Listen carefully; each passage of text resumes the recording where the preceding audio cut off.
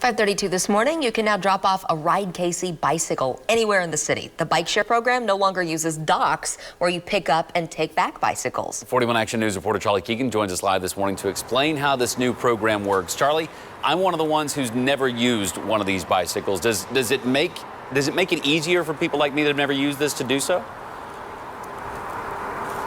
That is the whole process here. Yes, that is the reason why they're doing this, Taylor. So what you need to do is download the RideKC bicycle app, and it'll look like this. Every orange dot on there is a bicycle that you can go and rent, and you use the app to pay for the bicycle, and then it allows you to unlock it from the bike rack where it is, and you can go and ride it wherever you need to go, and then lock it back up wherever you end up. I had a chance to speak with the director of this bike share program. He says that there's a lot to consider with this program, but they wanted to go to this dockless model because it adds a lot of flexibility. You know, in the past, you used to have to return the bike to a dock instead of at your final destination, but now you can actually bike right to your final destination, avoid that kind of walking at the end.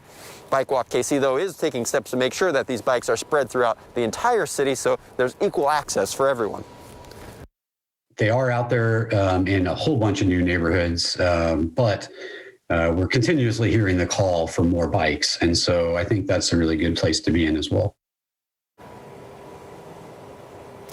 And you see on the side of this bike, it's written electric. RideKC added about, since 2019 has been adding more and more electric bikes to its fleet, and about half of the bikes now have that electric motor to help you pedal up those big hills in Kansas City or take over those long distances if necessary, guys.